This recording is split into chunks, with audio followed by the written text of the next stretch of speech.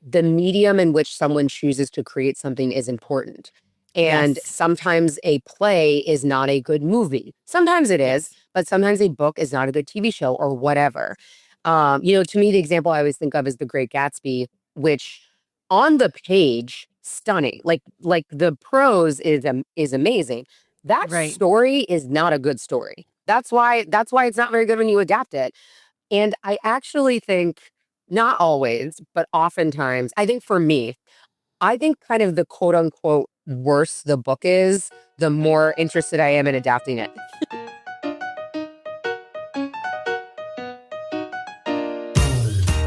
Welcome to The Stacks, a podcast about books and the people who read them. I'm your host, Tracy Thomas, and today I am beyond thrilled to welcome to the podcast Kara Brown. Kara is a writer and producer. You might have seen her work on She-Hulk, The Other Black Girl, or Grownish. And today, Kara and I talk about how she became a hardcore reader, what she looks for when adapting books to screen, and the book she was assigned 3 times in school but still deeply hates. Don't forget, our book club pick for May is Devil in a Blue Dress by Walter Mosley. Kara Brown will be back to discuss that book with me on Wednesday, May 28th, so be sure to read along and tune in. Quick reminder, everything we talk about on each episode of The Stacks can be found in the link in the show notes. And if you love this podcast, if you want inside access to it, if you want perks like bonus episodes or even more hot takes from me, you can support the show by going to patreon.com/thestacks and joining the Stacks Pack, or subscribe to my newsletter at tracythomas.substack.com. All right, now it is time for my conversation with Kara Brown.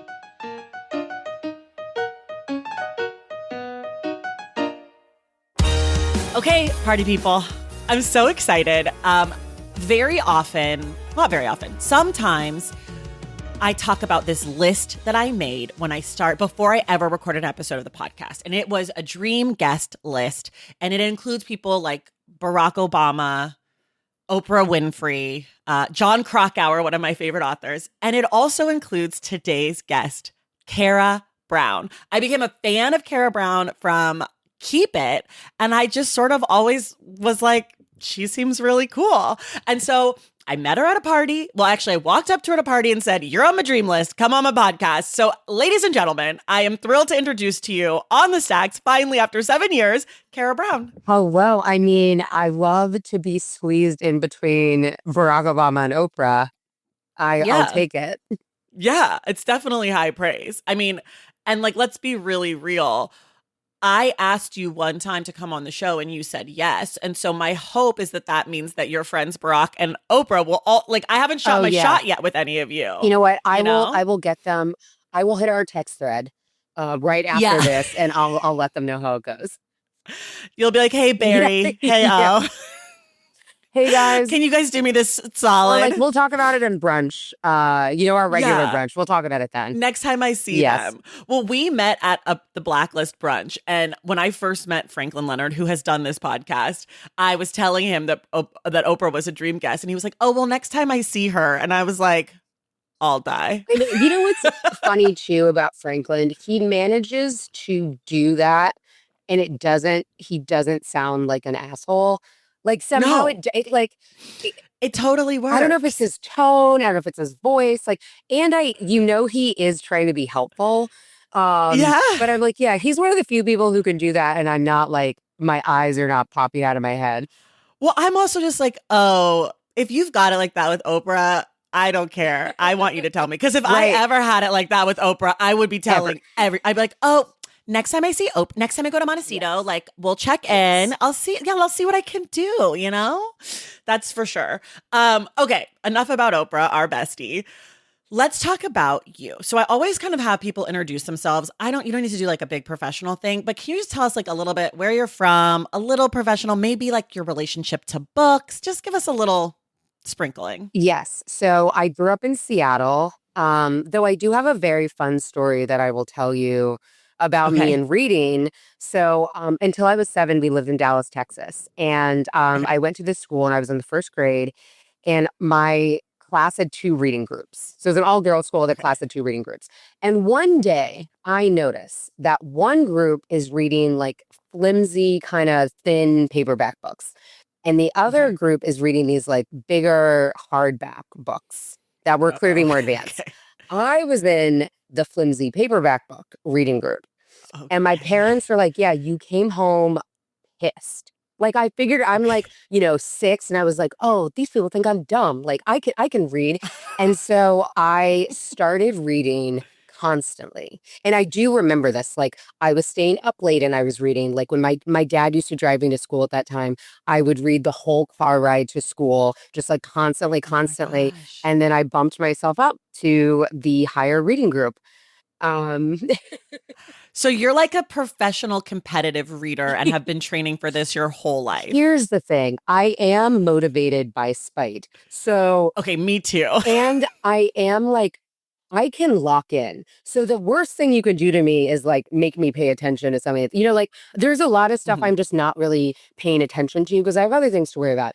And then when I figure it out, that's what Mhm. you don't want. Mhm. Because when all of my attention is now on something, I'm like, oh, it's a wrap. I'm like, I'm done. So yeah, I just spite read myself up a reading group and have been a reader since then. And you still like reading. It wasn't like you did this, then you were like, no more books ever again. No, and I think I was like, I like to read, and I didn't clock that like they were keeping track of it. You know what I mean? Like it didn't clock I like see. what was You didn't realize that there was some sort of analysis going on, and that's how you got placed in the yes, flimsy group. yes. Got it. Are you still friends with any of those people from that class? I there's a couple I kind of know because that's from our like Dallas era, and we moved Right, when I was right, 7. So I don't know that they would remember, but my dad specifically really remembers because he was like in the car right, with me every right. morning as I was reading.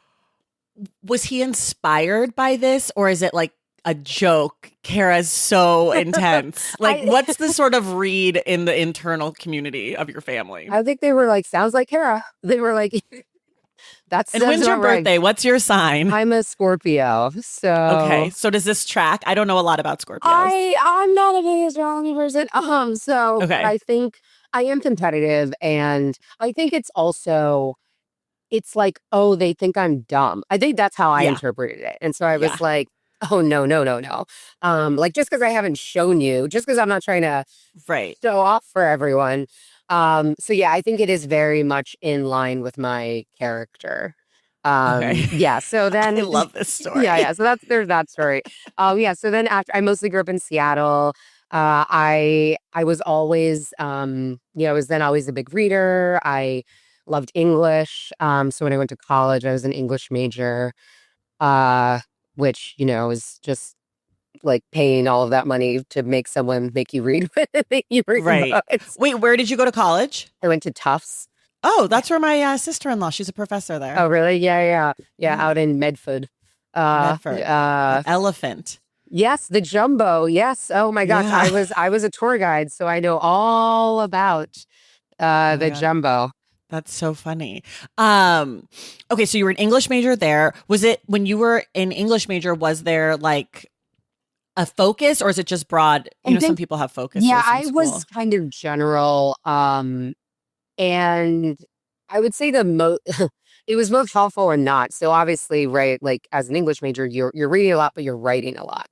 And Right. Okay. I discovered pretty early in my college career that I could write an essay like the night before and get like Okay. an A minus or a B plus.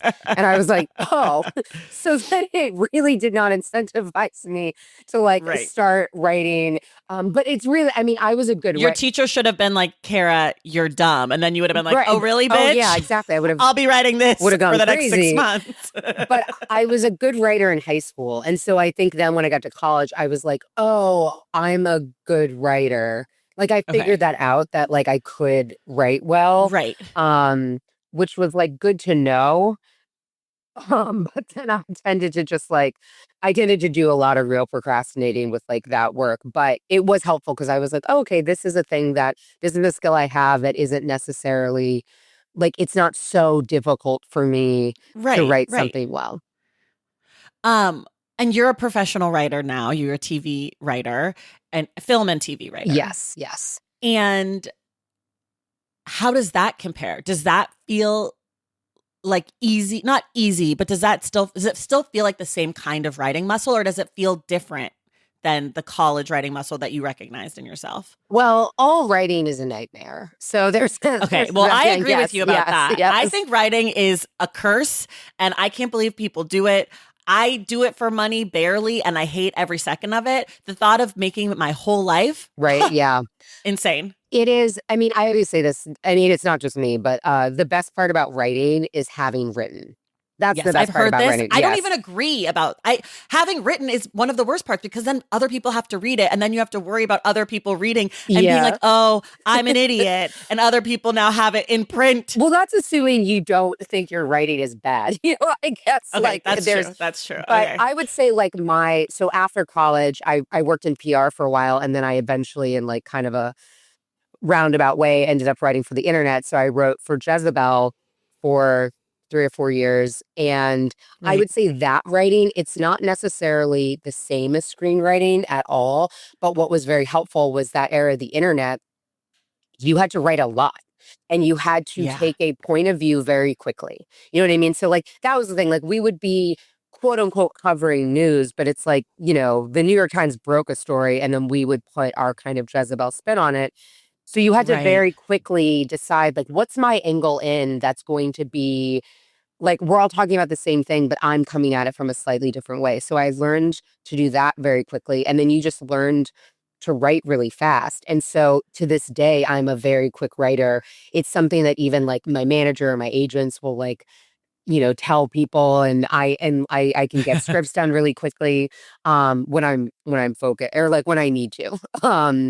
And that is because I was in this era. That for me is because of the internet writing. Interesting. I have a question about being a very online person in that Mm, era because that mhm. was like early like 2010s, like early Yeah, 2010s. And now you're not really an online person at all. got sick of it. So what happened? Yeah, what happened? How did you make the shift? How were you? Because like part of being an online person in that time was like that's how you were making your money. You had Exactly. to be online. And so what happened for you? How did it shift? How did you get free of the internet? I mean, that version of the internet was way more fun. Let's just start there. Hmm. Like you Yes. there were like not Twitter wasn't full of Nazis and like Right. it was a lot more sort of egalitarian. You could like tweet with like celebrities and it wasn't like, you know what I mean? You could just have it Yeah. just felt like it felt more earnest. It felt pure. It was more fun. You were sharing things that like people would see. Like I feel like sometimes now it can feel like an echo, like you're just sending things off into the abyss. Right. And before, like I remember like having articles at Jezebel and I'd publish it, we'd publish it, and then someone else would read it and tweet about it, and then someone else was retweeting that and they're adding it, and all of Right. a sudden it's like everywhere. So it was just more fun. And I think more than so I think I got a little bit tired of the internet. I was super online for a long time. Yeah. And because like when we were at Jezebel, it's just like Twitter is up all day, like all day. Right. In part because you're Right. keeping up with the news, but it's just like you were seeing everything. You're reading like all of the big sites at the time. You're just reading like every article. Like it's just we were super Right. online. And I think now, one, I do not find internet usage to be productive for my writing in Okay. the same way. Like it's not I actually now have it blocked during the day. That's Okay. probably also why everyone sees me online less. Like I Yeah. have Twitter and Instagram and TikTok blocked from like 9 to 5. And honestly, once I started working in Hollywood, like I talk a lot, like that's what Keep It was about pop culture.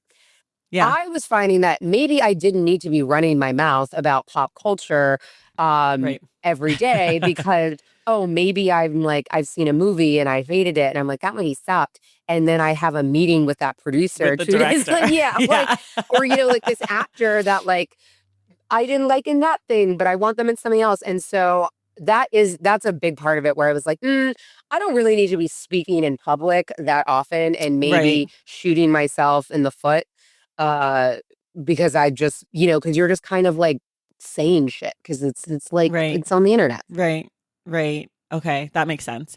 Okay, I want to talk about screenwriting a little bit because you worked on The Other Black Girl, which for people who don't know, but I think most people here do know, it was a book. It was a really popular book, and they adapted it into a show. And so I want to ask you about that process of like when you're reading a book for adaptation, and like you know you're going to be working on the script. What are you looking for? What are you trying to keep like pure from the book? And what are you like, this has to go, or like this isn't useful, or this won't work on the screen? How are you thinking about those sorts of things? So for TV, right? So it's not just me. So it's Right. like Rashida Jones produced it, and then Jordan Redapp and Gus Hickey were the showrunners, and we have a room of writers. So it's all of us. And so some of that is the showrunner's vision. Some of it is also the network. Like, do they want you to lean more into the book, or do they really just like the concept of the book and they want you to take it off And somewhere they else? say that. They'll They'll tell be you. like, we just really like the concept, like do your thing. They'll tell you in like unclear roundabout ways. Like you'll then, Okay. like, I mean, I think sometimes they'll be very clear, but like with that show, we sort of learned later in the process that like, oh, they actually were very much interested in like the actions of the book. Okay. And not necessarily like there had been sort of an earlier leadership and we were going in a different direction. Like, absolutely was still the other black girl, was still the grease, it was still all of that stuff, but it was just going a little different. And then we heard that they wanted us to sort of get more into what was in the book. So that sometimes is like a little dictated. The interesting thing is, in terms of like my own work, I've been having this love-hate thing with Okay. books and adaptations Go talk about it. I'm so because excited. I very much resent right now. What's happening is like I'm very resentful of this idea that like only IP does well or is worth, doing anything with. Like I Right. still love original ideas. I think also the medium in which someone chooses to create something is important. And Yes. sometimes a play is not a good movie. Sometimes it is, Yes. but sometimes a book is not a good TV show or whatever. To me, the example I always think of is The Great Gatsby, which on the page, stunning. Like the prose is amazing. That Right. story is not a good story. Like the plot of that book is kind of like It's kind of it's boring. boring. It's like you forget like that car crash at the it's just like it's not that good of a story. The book is good because the writing is Yeah. unbelievable. And so Yeah. every time they try to adapt that, it's not that good It's not that good. because I think And they keep they trying. keep trying and it's like, oh, it's because the story is not that good. That's Yeah. why it's not very good when you adapt it. So I've been like, I go at all these meetings and they're always like, we're gonna send you because people know producers and everyone, they know that I read. So they'll do a lot of like, oh, like we got books. And so I'm very particular. And I actually think not always, but oftentimes, I think for me, I think kind of the quote unquote worse the book is, the more interested I am in adapting it. Kara, this is what I have been saying for Yeah. years. Thank you. Okay. I talk about this all the time, and people are always like kind of glaze over. A bad book makes for a better adaptation because you have room to move around Yes. with it. If you adapt a book that everybody loves, you can only fail. The best you can do is meet the book. You could never make a better thing from a great thing. Yeah. And that was my feeling about, and I have a lot of thoughts. Did you see Nickel Boys? It did. Okay, so I had complicated feelings about that Yeah. because I thought the movie was like fine and good and I thought the cinematography was great, but I feel like that book is written for the written word Mhm. because one of the big tricks of the book, and this is sort of a spoiler, but we did this on book club last year. This is a book we did with Franklin. Okay, yeah. But one of the big tricks of the book is what Colson Whitehead wants you to know and see and when he wants you to see it. And if you literally see David Diggs' hand in, act Yeah. one, you kind of know. Yeah. Like you kind of gave away the whole thing. And so but also that book is just so good and it's so intimate and like it's such a personal read that being in a room with other people or like seeing it outside of your brain, it just doesn't serve the actual thing. I think that movie was still really good, but I don't think they needed to adapt it. I don't think that it added value like to the story. And I'm such a firm believer. The worse the thing is, did you see The Black Klansman? I didn't The even realize Spike Lee movie? Yeah, I didn't even. Oh, it was his memoir, right? It is so bad. The Yeah. book is so bad. And I think the movie's fine, Yeah. but the movie is 1,000 times better than the book. And that's always the example I give where I'm Yeah. like, because people are always like, oh, the book's always better. I'm like, no, it's not. You just don't know the book when the movie's Yeah. better. Well, that's the other thing. There are a lot of books. There are a lot of movies that people don't realize were books. Like actually, Yeah. a movie I loved when I was younger was Catch Me If You Can.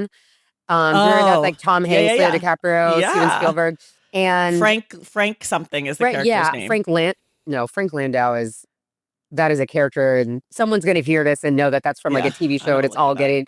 Um, but I remember then I went back and read. I'm like 16 or something, right? And I went back and like read his memoir, and I was like, oh, I liked the movie better. Frank Um, Abigail Jr. Abagnale, yeah, Abagnale, Abagnale, yeah. Abagnale. Um, And the memoir was just like it was, whatever. but yeah, but yeah. So I think so I'm very kind of persnickety about when I get and something that is maybe now it's sort of based off of a couple experiences. I'm not speaking about the other Black girl, but for me with other projects, I prefer when the author is not super involved Yeah. because what needs to happen to a book to turn it into a movie maybe the author doesn't like. And also, if they've never adapted something, if they've never written a movie, if they've never written a TV show, they don't understand what needs to Mm, happen for something to be a TV show. Like, especially with TV, what you have to set up when you're developing a show to, in theory, continue this for season after season is hmm. like, it's not like an unknowable skill, but you have to have done it before. Like, I've Right. been in many TV rooms, so I understand what needs to happen in a pilot, in a TV show for this Hmm. to continue. If Hmm. you've never done that, you don't necessarily know. And so then maybe you're getting pushback. There was a project I was developing. I'm getting pushback from the author. And I'm like, okay, but But you don't understand how you this don't works. understand how This this isn't works. your medium. Yeah. Yes. So Totally. I'm definitely like there's a project I'm working on right now that is someone's memoir. And the subject is not super, super involved, like day to day. And also her story, like I just really run with it. Like it's like Right. the conceit is so cool and really fun. And then I'm like, okay, I have to change a lot of stuff to make this Right. the type of show that people are going to want to watch. And luckily, like the producers, everyone, we're all on board with that. So those are for me with adaptation. That's generally those are the parameters I need. And I'm Right. also super uninterested in adapting books that I loved Yeah. because I'm like, I'm why on super earth would I uninterested want to in touch that? seeing. Yeah, Yeah. I don't want to see it. Like I get annoyed. To me, the sort of like the perfect balance for book to screen adaptation is something that I've heard is good that I would never read, but also the thing that's coming out I've heard is good. So like I'm thinking in my mind Conclave. I hmm, read it and then I saw it. I yeah, never would have read Conclave. I don't fucking care about Conclave. Obviously now I am locked yes, in. oh yeah. RIP Pope Francis. But I am like let's fucking go. But I liked the movie and I liked the book and I had a great time with both, but neither of those things were like, I'm dying to see this or I'm dying to read this. And I feel like as a viewer, reader, it has to be that because once I have strong feelings about one of them, the other Right. one's a failure.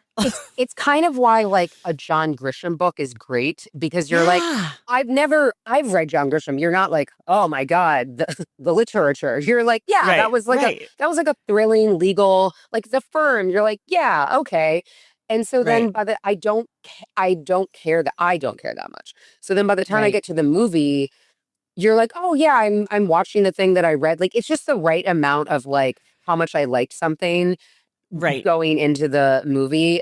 But I think, that's me. I don't know. I mean, there are a lot of other writers.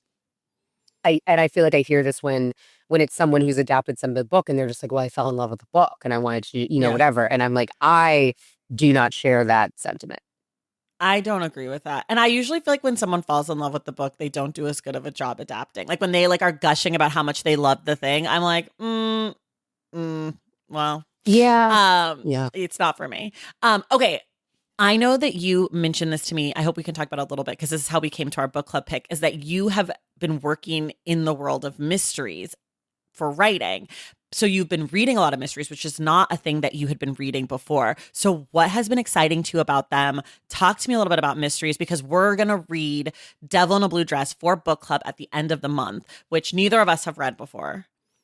I've never read any Walter Mosley, but I'm really excited because Yeah. this is like, considered the book that made Black detectives a thing, I Yes. guess. So talk to me Yes. a little bit about mysteries and your relationship to them and what's going on. So I can't really, I think the closest I ever got was something like a John Grisham book, Okay. which is not a mystery, but just sort of like Right. Those are like crime, thrillery crime. procedural Yeah. thriller. Yeah. And I think it was twofold. So my dream is one day to leave this all behind. And I just want to like live in the Cotswolds and like live in a Right. beautiful cottage and like garden and read all day. And so there are these like, they call them like, like cozy mystery novels. Yes. So there's this like whole genre, like specifically like in the Cotswolds, like in the English countryside. And it's like, a lady has just moved, she's just bought her cottage and she, maybe she's gotten divorced and she's starting a new life. And then she Okay. moves into this town and she's going on walks and getting to know the townspeople, going into the village. And then a body shows up and she gets wrapped up in a murder. And so it's just like a really easy to digest book. And so I do like to go, like for the past couple years, I've actually gone out to like the English countryside, like different areas for like a week to work, to like do some writing. Okay. So I Have was you stumbled on any bodies? not yet, but my gosh, it's got Okay. to happen as often as it's got to happen soon. So I was sort of reading the books because I was like in the location. And then I was approached to start to this story is based off of a true story, like a crime that actually happened. Um but there's like this strong mystery element. It's like the movie is kind of like a Knives Out vibe. Okay. So I was like, okay, I'm going to pitch on this idea, but I do not know how to write a mystery. Right. So I started reading I watched movies, but I just feel like for me to understand the story Right. structure, I needed to like read these books. And so I just Hmm. started reading, like I read an Agatha Christie novel for the first time. Yeah. I was just, Did you and like it? I did like, I read her first one. Yeah, I liked it for what I was doing. I wasn't like, Okay. "Get me another one." Okay. I read a few more, like, more modern kind of, like, mystery, uh, like, in the same vein, like mysteries. So I thought it was interesting. You're like, "Okay, this detective character is super important, like, what's they're such a character, like capital C character." Yeah. And then I started like watching all these YouTube videos about how to write mystery novels. Right. And it was very helpful. So yeah, so I was on this like tear of just reading all these mysteries to try to get into the right mindset to break this movie. And like I've done it for now, obviously like if it moves forward and I'll have rewritten it 95 times. But yeah, I just thought what I learned about reading the mysteries was how satisfying they are, Mm, which I think with sort of other novels, the ending's not always super satisfying. right. And kind of by design, a mystery Yeah.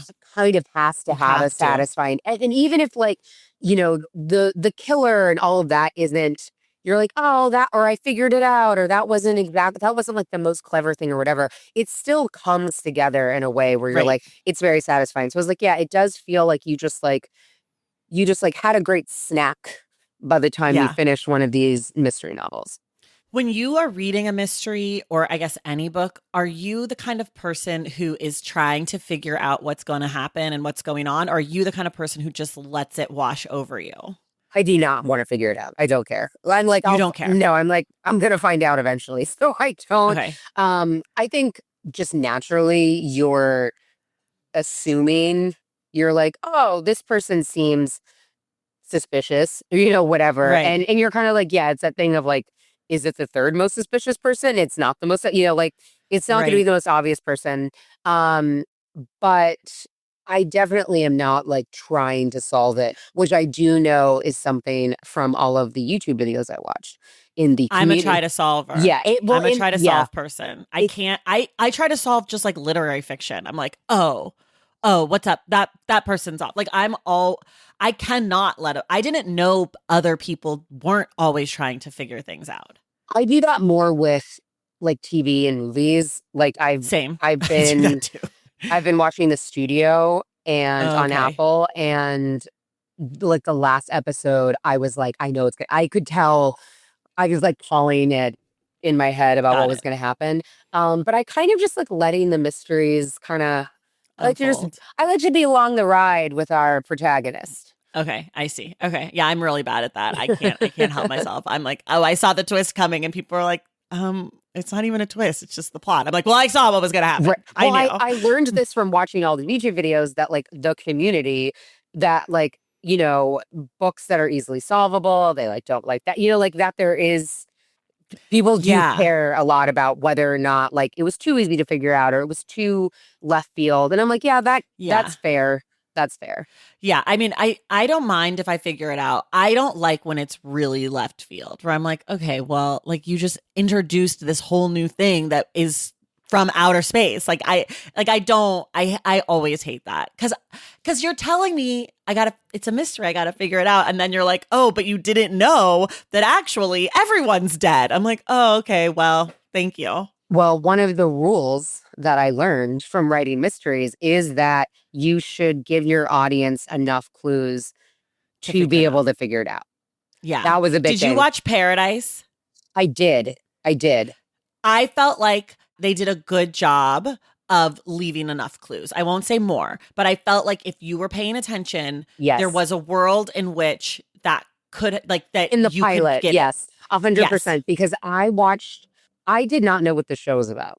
Like, me I neither. had no idea, I which was had no clue. People were like, Sterling K. Brown is yeah, hot. And I was like, great, this is sure. us. I had seen it, like, on Hulu, and it's kind of rare for me to have no concept of what a show is about going into it, Yeah. and so because when I was watching it, I was not yeah, I'm like, "Oh, I should have picked up on this," like, by the end, I was like, "Oh, I should have Yeah. figured it out," and to your point, as soon as I thought about it for a minute, you're I like, was like, "Oh, sure. yeah," like, "Yeah, you did Yeah. signal enough." You did give us enough.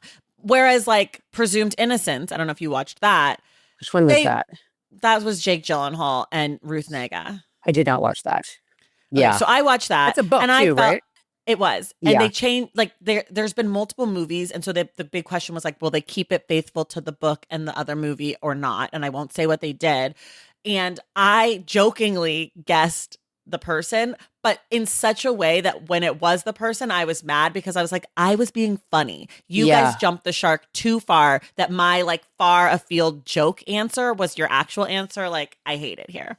Yeah. Yeah. I'm also not a big like, my enjoyment of something does not hinge on being shocked.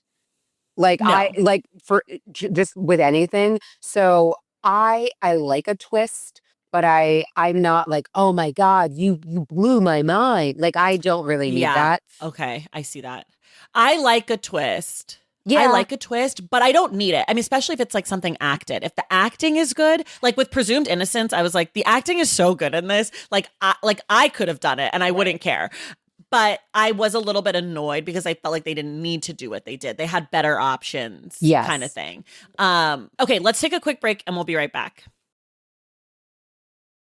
Valentine's Day is upon us, and I've got love on the brain. Love for books, duh, of course. Hello. Did you forget what podcast you're listening to? I love bringing you all great reads, exclusive author interviews, and behind the scenes book gossip. But I can only do that with your support over on Patreon and Substack. Our Stacks Patreon community, also known as the Stacks Pack, is where you can go for book club meetups, a private, very active Discord, and a year-long mega reading challenge to help you achieve all your reading goals. Plus, you also get that monthly bonus episode. Now, over on the Substack, you can subscribe to my newsletter, Unstacked, where I keep the book conversations going. I also give you a healthy dose of sports and pop culture, definitely some hot takes happening over there. And again, that bonus episode. If you don't have a few dollars to spare, don't worry. There are free options on the Substack and the Patreon to get you a little extra Stacks magic. Making this podcast is a total team effort, and by supporting my Patreon and my Substack, you allow me to support my amazing team that makes the show possible every single week. So if you or your friends are looking to meet other book lovers and support this indie podcast, come hang out with me on Patreon, Substack, or both. I would love to have you. And since we're talking about love, you can gift subscriptions to the Patreon and the Substack for that special reader in your life. For the Stacks Pack, head to patreon.com/thestacks. And for the newsletter, head to tracythomas.substack.com. And also, there are links to both in the show notes. Okay, see you in the Stacks. Okay, we are back. I did not prep you for this. This is the one thing I don't prep people for. It's called Ask the Stacks. Someone has written an email asking for a book recommendation. So I'm going to read to you what they said. I think this one's pretty broad, so I think you're going to do great. Okay. If you at home want to have a recommendation read on air, email askthestacks@thestackspodcast.com. This one is from Tess, and they say, hello, I am looking for recommendations for my book club. I personally don't read a lot of fiction outside of book club. I gravitate towards nonfiction around social justice, history, sexuality, and or true crime. If I do pick up fiction, it's either a classic by a female author, Pride and Prejudice is one of my all-time favorite books, or fantasy that is nostalgic for me. I was a big Tamara Pierce reader as a child. The rest of my book club are much more fiction readers, mostly historical fiction. I found that most of the historical fiction suggested is mainstream and therefore very Eurocentric. I'd love some recommendations for fiction books with more diverse perspectives or nonfiction with compelling narratives. I've listed our recent reads below for reference on the vibes and the group, and I'll just give you a few of those. The Vanishing Half, The Seven Husbands of Evelyn Hugo, The Midnight Library, Becoming, The Stationery Shop, Project Hail Mary, The Paris Architect. So those are some of the books they've done. So that they have we're done. going to give them some book club picks. I will do 3. You can do 1 or 2 or 3, up to you. Okay. Do you have an idea? Do you want to go first or would you like me to go? You go. Okay. So my first pick is technically not historical fiction, but it's an old book. So it will feel like historical fiction because it was written in the 1920s. It is Passing by Nella Larson. This book is a blast to discuss. We did it here on this podcast with Cree Miles. We had such a good time. It's super short, so everybody can finish it. Not a lot of pressure. It's about 2 women, two very fair-skinned women. One is passing for white. One is living as a Black woman. That's all you need to know. Juicy stuff. My second pick is my current literary obsession. It's a throwback. It taps into your sort of fantasy world, which is The Hunger Games by Suzanne Collins. I just reread the first 3 books because there's the new book, and they're so good. But the first book has anything you want to discuss about what's going on in the world right now, baby. It is in. Katniss is dealing with it. It's so much fun. There's so much to talk about. And it's again, it's not short, but it's just like such an easy, fast read. And there's just you could just really get juicy. I want to do it with a book club. I think it would be so fun. And then my last one is my nonfiction pick for you that kind of taps into social justice, history, and a little true crime, which is Just Mercy by Bryan Stevenson.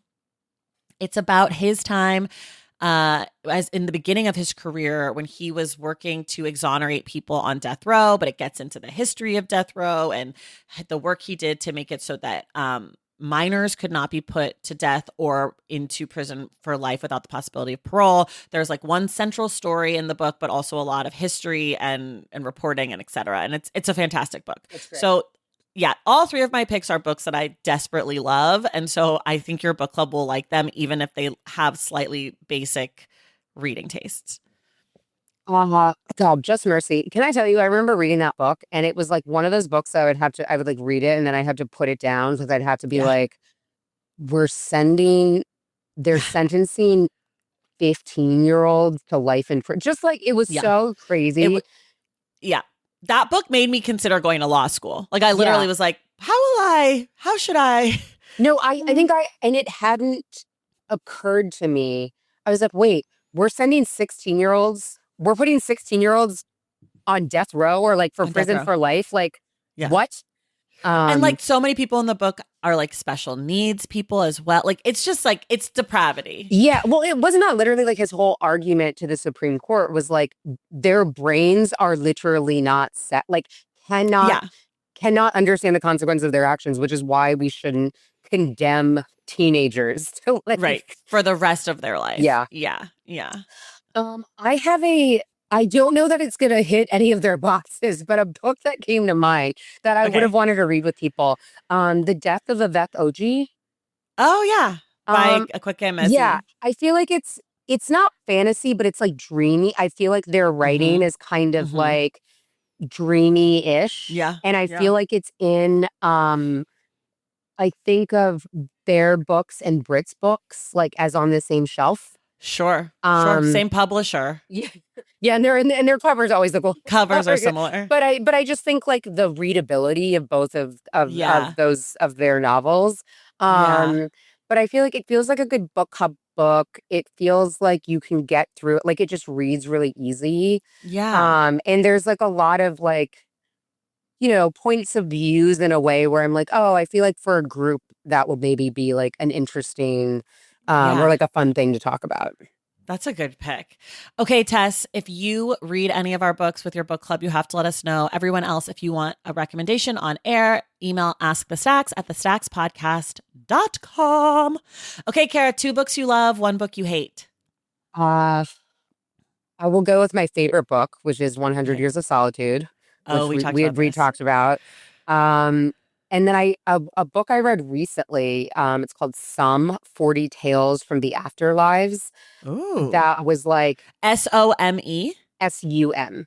SUM. Okay. And I was in where was I in Bruton in England? Oh, It's in this like okay. tiny town, and I walked Okay. into the bookshop, and I just like saw the book sitting there, and curated bookshops, and when I bought it, the like old lady who worked there was like, that's amazing, and it's really Oh, it's short, and I read it all in like a day, but it's like this guy, it's all of these different versions of the afterlife. So it's whoa. like 40 different versions of like what happens afterwards. And it was just like unbelievable. Like it was so good. It's not super Okay. new, but I read it recently. I That's been love probably that. my favorite book so far this year. A book I hate. God, I have two, but no, I'll do You can do both. That's fine. That's allowed. Heart of Darkness, Okay. which I was assigned. I think I've been assigned that book between college and high school about 3 times. I think I read Wow. it for the first time in high school and I was like, hate this. And then I was assigned it 2 more times in college and just like skimmed it to whatever extent I needed to like pass the class. Okay. Um, I don't like that movie. I don't like the movie. I don't like what's the um is it Apocalypse Now? Oh, yeah. Is that related to it? It's kind of like technically, I think, Heart of Darkness. Oh, I see. I just thought it was so boring and hard to read, and I feel I am not the arbiter of clear writing, but I would Okay. say like I read at a high level, Okay.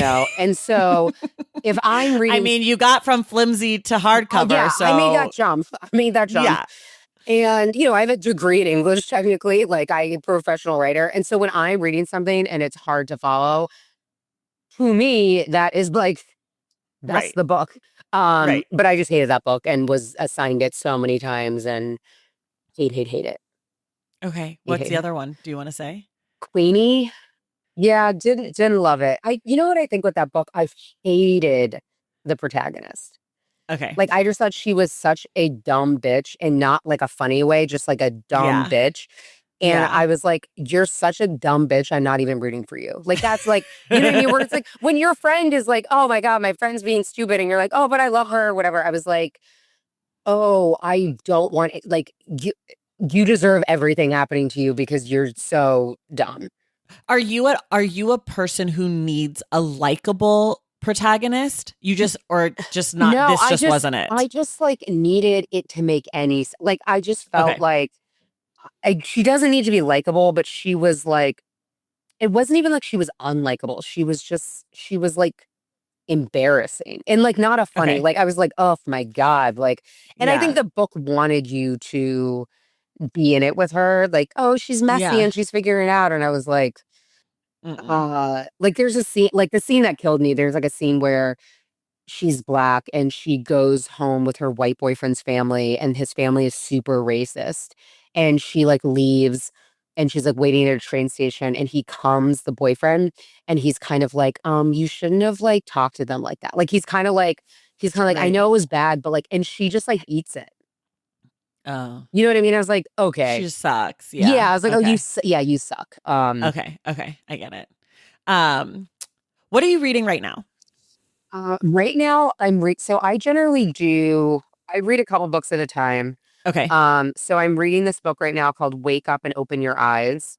Okay. That's like this kind of horror, uh, it's kind of like a satire of Fox News Okay. and Okay. but like horror-y. Ooh. Um, Okay. that's been like, that's been pretty good. I've been moving through it pretty quickly. I thought it was self-help. I thought it was like a No, how to get your day started. no. I was like, I'm so surprised by this pick. Well, that's like, that's not unrelated to like how they're To the kind of pulling book. people in. Got it. Yeah. Got it. Got it. Got it. Okay. And then I'm listening to this book. I think it's called No More Tears about like I guess how Johnson and Johnson is like Oh the yes, company. the new Johnson and Johnson Yeah. book. It Um just came out. yeah, so I've been listening to that. Is it Um good? yeah, so it it's been it's good in that you're like, damn. You're like, Right. Okay. wow, companies Okay. not not Yeah. um but it's hard for me to listen to books because I have to really focus. Yeah. And because this book is like information, it's like Right. I see. nonfiction, I'm I having see. to like I'm having to really focus. And then I started reading Devil in the Blue Dress. Oh, you started it. Okay. Yeah. I haven't started yet. Yeah. Are you liking it so far? I mean, I've read 2 chapters. So it's Okay. yeah, Got it. It's yeah. super short, right? Yeah, yeah. So I'm not very far in. I mean, Okay. yeah. Got it. I got it. Um, how do you pick what to read next? Who are your trusted sources? What are your trusted sources? I would say I mean, it's all over the place. Like if Aminachi So is a very good friend. So Shout out. we give each other recommendations all the time. Okay. Like we're frequently reading books at the other. So like I had just read Curtis Sinfeld's last Okay. collections, short story collection, which Amina had suggested to me. Anytime like Sam Irby posts about a book, I'll read any of Yeah. Sam's recommendations. Because I love her and I love her mind, her like Yes. insane mind. Insane in the best And way. she's such a reader. Yeah. And then I will like, when like the New York Times does like I'll when they do their sort of recommendations, like I'll Hmm. sometimes like pull from that. Like I just read The Death of the Author. Is that what it's called? The Death of the Yeah. Author. Death of the author. Yeah, that I think actually it's Nakia who wrote the other Black Girl had written about it for the Times. Yeah. Um, It's the Nettie Okafor book. yeah. Yeah. So like I read that one like when I was on vacation. And then I mean anything, I would say yeah, like and then I have just like books that I have not read that I want to read. That's just always like, okay, when am I going to pull from that? Because sometimes, when there's like a new book, I want to Yeah. get to that quickly. Yeah. And then sort of pulling from just like a general, Like backlist yeah, collection. yeah. One of the books on my list of like books I just absolutely have to read eventually one day is Heart of Darkness. I've never read it. Don't. I feel like I have to. Like I feel like it's too culturally like called upon to not read it. I don't think I'm going to like it. I'm not reading it like, "Oh, I can't Yeah. read to read my next favorite book." I just sort of want to know what people are talking about when they reference it, you know? The incredible thing about that book for me too is how little of it I retained, like read to read. It's like I would read a page And and then it just was disappear. It was out of my mind. Like I could okay. not retain any of the story. So good luck. You know what I mean? Yeah, we'll Like, see. I don't know. yeah. I mean, it's been on my list for at least 10 years and I haven't gotten to it yet. So who knows? But it was mentioned in Imani Perry's new book. She Hmm. mentioned it. And I was like, I got to just fucking read this so I know what people are talking about. Like, Imani Yeah. Perry's too important to me. Yeah. It's for me not to just know every reference she ever makes. I guess ironically, I'm glad that I was assigned it so many times because I got it out of the Yeah. way because I would not Yeah. have picked up that book No. in my real life. No. And so I guess that is what school is for. Okay. If you were going to say, like, this is a quintessential kind of Kara book? Because I'm gathering that you read across a lot of genres, a lot of fiction, nonfiction. What's like, I go into a bookstore, I just want a book that I know I'm gonna fucking love. Where are you going? What are you looking for? Like, what are the kinds of books that are just like Kara books? I mean, it's so, yeah, it's a lot of it's mood dependent. I would Okay. say also, like, I'm often in the mood for very different things. I love poetry. Okay. So that's kind of a random one that sometimes I'll just like Nikki Giovanni is one of three reasons I'm a writer. Okay. Um, I do love a magical realism, Okay. like obviously 100 Years of Solitude, but another really important author for me, which like I'm just gonna say it, and I don't want to hear anything from anybody, but it's Sherman Okay. Alexie, Oh, who okay. is like again the second reason I'm a writer, and so his all of his earlier works, like it's that kind of native magical realism kind of Yeah. vibe that I just fucking love. Okay. So What's the that's third reason you're a writer? 100 Years of Solitude. Oh, okay. Like to me, like those were the three. Those are the three. Like my dad had gotten me. I'd heard this Nikki Giovanni poem. He went to Half Price Books and got me her collected works. Changed my life. 100 Years of Solitude changed my life. And then Sherman Alexie, I grew up in Seattle. So he actually spoke at my Okay. school when I was in like Oh, the sixth okay. or seventh grade. Wow. And I Okay. came home and I was just like, Blown away. yeah, This is it. this is it. And then I will say every once in a while, I want like a thick ass, like a tome. Like I want something that's just Fiction or nonfiction? fiction Fiction. for sure. Like A Little Life? Or like Lonesome Dove. Okay. Like I just want Okay. a heavy book Got it. that is Got it. going to take me a long time and is going to do, I want like it's been 60 years or like, Yeah. there's like Yeah. Yeah. Yeah. Yeah. 18 different like characters. Got it. I And can't, with something like that, will you sit down and read it or will you read it over like months? I think usually, so I just read this very long book called Deluge, by Stephen Markley. Okay. That book's like 900 pages. Okay. I had to kind of only read that book. Like Okay. when a book is like when books are that long, that big, and that kind Oh, of yeah. like there's that much story, I kind of have to just commit to just Got it. reading that. And that took me about a month. Okay. Okay. Uh Because some people will like break up a no, because book I over time. like I something to me, forget. yeah, something like Lonesome Dove, I gotta stay in it with these cowboys because Yeah. I'm gonna open this book up again and be like, where am I? What's happened? Got it. So I like to just decide probably like 2 or 3 times a year Mhm. because it does take like a month of my reading, and I'll Yeah. be like, okay, we're It's doing just that. We're me. doing It's the just me and the it's me doves. and this big ass book, and we're gonna get Got through it. it. Okay, I love that. I love when I can make time to do something big. My goal this year is to try to do Count of Monte Cristo because I've heard it's amazing. Yeah. Because my thing about I love plot, and so one of my big problems with like those big juicy, like big long books is it's like so much vibe, and I'm like, no, I need action because I like nonfiction personally. So if it's fiction, I need shit to be happening. I will And so say, I'm told Count of Monte Cristo has action. yeah, I'm trying to think in terms of nonfiction, like I definitely like read Hamilton, like Okay. Alexander I Hamilton read that biography, too. like I read after that too. that. I remember being like, I don't know that I was flying through it, but I remember like, yeah, a lot of shit Yeah. happened to this guy. Like, there's all going on here. I had wanted to read Oppenheimer after I saw because I Oh loved yeah. the movie. I did too. And then I was like, Have you actually opened the book? I think I did. I probably read like 50 pages. That font The font is is minuscule tiny, and you're and the like, pages are thin as hell. It's like they really packed it in there.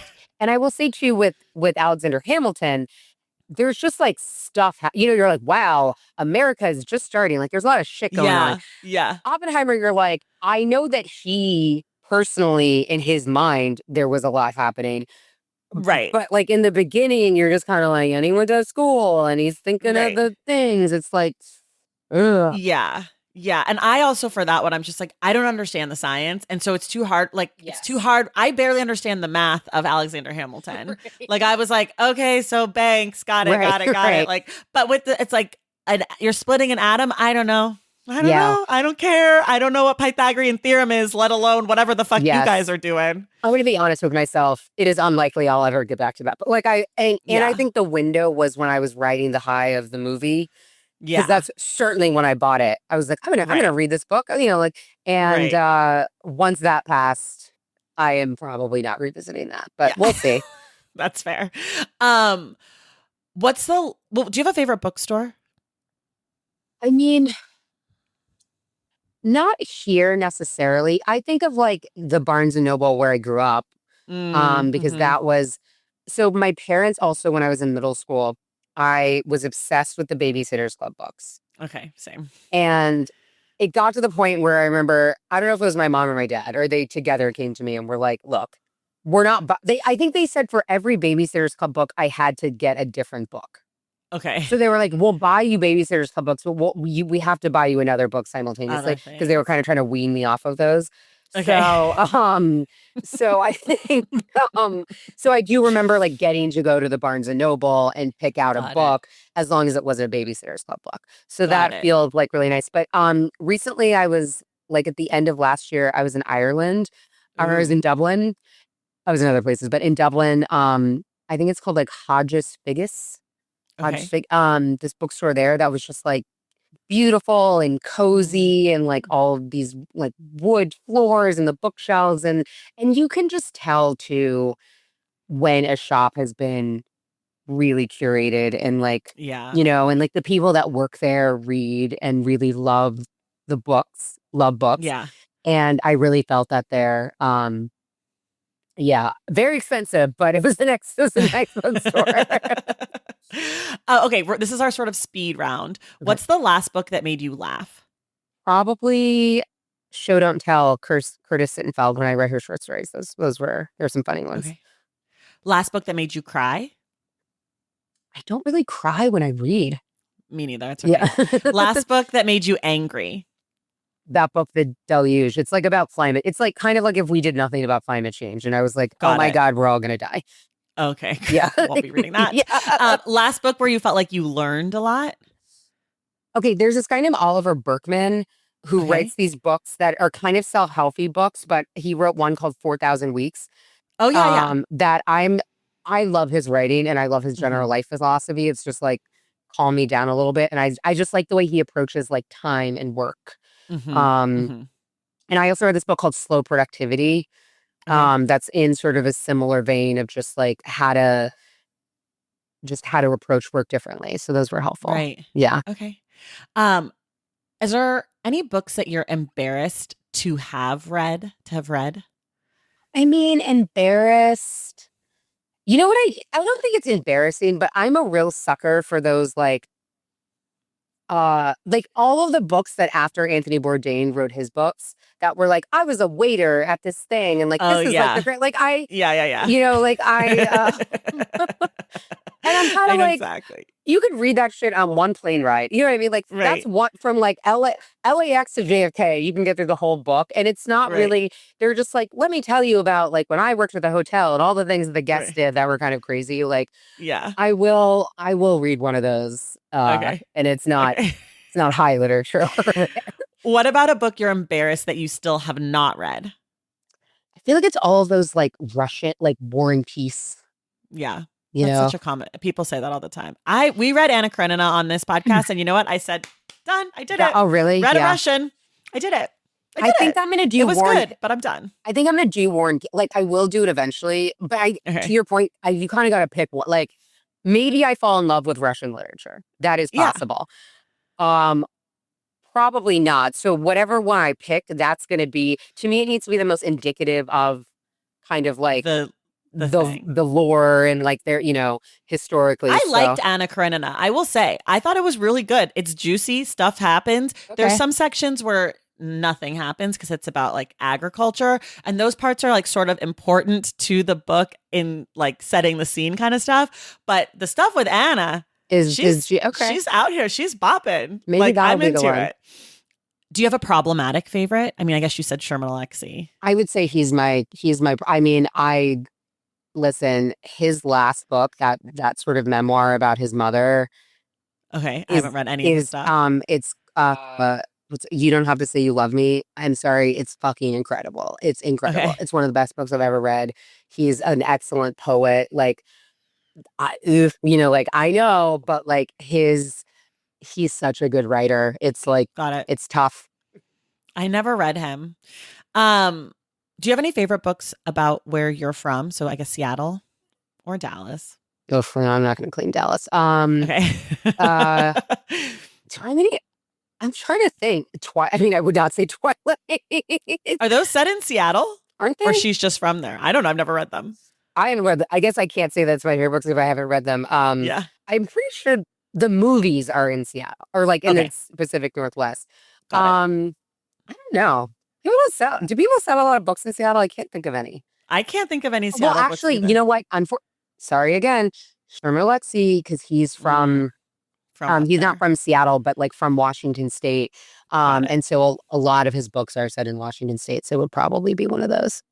I'm sure there must be. I can't think of any. Okay, I only have two more for you. One is if you were a high school teacher, what would you teach your students? What book would you teach your students?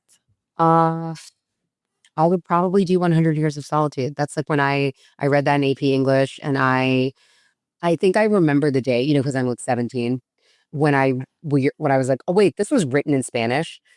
Like like Mm, it hadn't really clicked for me, and then I was yeah, like, the translation of this book is this incredible. Like right. I just was like, I cannot even believe that Mm, I'm reading a translation and it's this good. But yeah, there's just like so much fun stuff in that book okay. that I would want to chit chat about or Okay. educate, I guess. I love the teacher. I'm just here to chit chat, you Yeah. guys. Like, you'll learn about alliteration later, but I just want to Yeah. talk. Like, let's just talk nuts and bolts. Well, yeah, it's the book that also like it's how I really understood magical realism. Right. It's like the Okay. example. So I Yeah, think it's like the one. understanding that genre through that book would be really fun. I love that. Okay, last one. I stole it from the New York Times. If you could require the current president of the United States to read one book, what would you pick? All book, any book, Cat in the Hat. Um, I mean, I'm going to assume he's less of a utter imbecile. The book I would always say is The Warmth of Other Suns. Oh, yes. Like for every president but Barack Obama, probably. Yeah. Well, no, he probably needs it too. He's but I not think he's American probably Black. yeah, but he's probably read it. I would assume he's Oh, probably yeah. read that book. He's But had yeah, to have read I it. think that's like uh to me just like a picture of like the African American experience in like a segment of history. Because I just feel like sometimes you'll be like, yeah, there's slavery, and then they like jump to the civil rights movement, and you're Right. like, what was happening? Reconstruction to like the 50s, you're like, what the hell is happening there? And it's like Right. some bad shit. Some And bad shit. and yeah, I just think that book like a masterpiece, perfect. Masterpiece. That's Yeah. like we call books that are like really important to us as readers around here. We call them books of our life, and that's a Mhm. book of my life. Yeah. That is not necessarily like a favorite book, though this one is, but it's just like a book that is like meaningful to you from a point in your life. And this one is probably the book of my life. And I think for Black people, it's very important, but also there's just like the depth of Black history in the United States Yeah. that isn't slavery, that isn't, like which Yeah. is important, but like and the danger people's lives were Yeah. in for so long, I think is just not we just think of it as very kind of binary. Like you think of it as like, oh, well, you think of it as slavery, you think of like water Yeah. fountains and shit. And then also a question I had not asked myself before I read that book, you're like, Yeah, how did everybody get from the South to other places? You know what I Yes. mean? Like, Why? Like, I'm from Oakland, and this has been talked about a lot recently with Ryan Coogler. But I'm like, yes. why do we all have Southern accents in Oakland? You're Like, right. why does Kendrick Lamar Yeah. talk like that? Right? And it's like, oh, because we're all from Louisiana. Yeah. Like, we all did the same route. And that's why people from, Chicago are like a different kind of black. Yeah. Like, it's And the like, you guys are food- like, Yeah, like the food that people brought with them. Like, I just think it's like our history here has not been that long, like sort of relative to just like Earth, but Yeah. like it is so full and rich. And like, I just think that book, I have not seen a better example of sort of laying that all No. out. So good. Okay. Kara's done for today. She's out of here. She's sick. She's sick of you. She's sick of me. But lucky for us, she will be back on May 28th for our discussion of Devil in a Blue Dress by Walter Mosley. It is his debut book. It's his first book, and it's the first book in the Easy Rollins series, which is, he's still writing them. He has a new one coming out this year. It's the last one, he said. Prolific. And yeah, he started the series in 1990. So it's 35 years old. Easy is not so easy anymore. He's getting around harder, I think. But we're going to discuss that. There will be spoilers, so read the book with us. Come back and listen. Kara, this was amazing. Thank you so much. You met all the expectations I had for you 7 years ago. I had not. I mean, I know we started with that, but I think I immediately forgot that that there was a high bar to clear, and so I'm you cleared. Oh, thank God. It's up and over. I don't know a high jumper to reference here, but you did it. And I'm going to do even better the next time. Yeah, you are. And everyone else, we will see you in the stacks.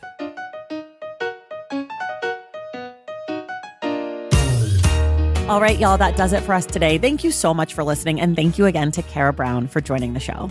Remember, our book club pick for May is Devil in a Blue Dress by Walter Mosley, which we will discuss on Wednesday, May 28th with our guest, Kara Brown. If you love this show and you want inside access to it, head to patreon.com/thestacks to join the Stacks Pack. And you can check out my newsletter at tracythomas.substack.com. Make sure you're subscribed to the Stacks wherever you listen to your podcasts. And if you're listening through Apple Podcasts or Spotify, please leave us a rating and a review. For more from the Stacks, follow us on social media at The Stacks Pod on Instagram, Threads, and TikTok. And check out our website at thestackspodcast.com. Today's episode of The Stacks was edited by Christian Duenas with production assistance from Waikia Freelo. Our graphic designer is Robin McCrite, and our theme music is from Tigirichis. The Stacks is created and produced by me, Tracy Thomas.